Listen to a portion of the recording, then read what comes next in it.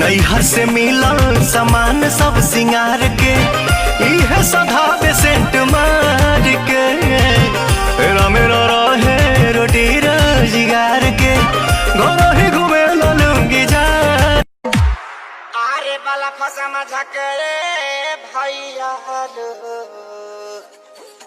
आरे बाला समझ के इतना देखा पावर हाउस जुआनी यार की चार दीवारी में जब फंस जाओगी जान तुमको होगा ना अनुमान कि अब बचाएंगे भगवान। कहत देखाए पूरा लाल बायो लंगवा ए बोलो मुआ अरे मोरल है बादे बरा दो गलवा ए बोलो मुआ ऐठेलू त हिले तोहरो नभी में ना गरिया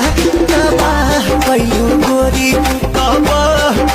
गोरी हमार महर के नजरिया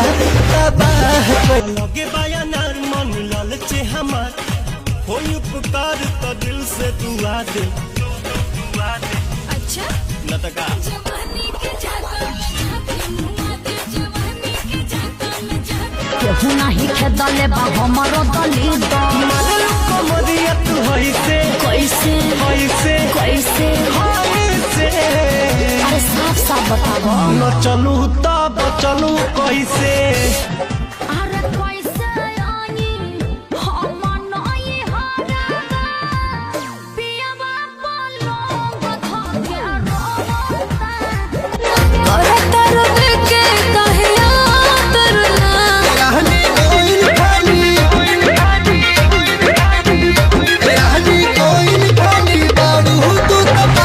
लाजो न लागे तो है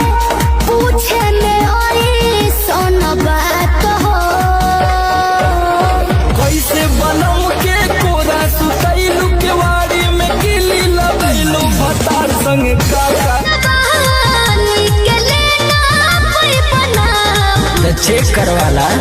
कहीं को बीन पाना चावा कई गुस्सा रे बाप रे बाप नहीं मनबूता ए हो नहीं मनबूता हौरी बिगड़ जाइब हो प्यार नहीं करबू त महर जाइब हो चाह तोहरा ला हद हो तोहर फेस कटिंग ना ऐसन बहुते फोकस मारता जैसे के हुतारत बारता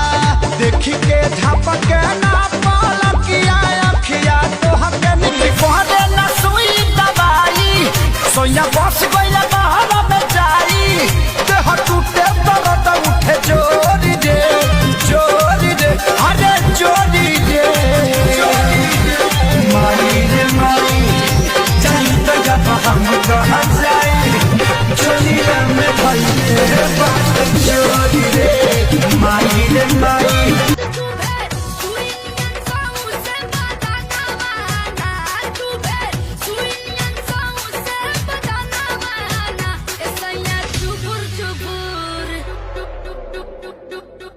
सुखता नास तबिया तनी रास न त जाम हो जाई न त जाम हो जाई ए राजा चलो ना पिपरवा के तरवा ओही जैसा काम हो जाई ए राजा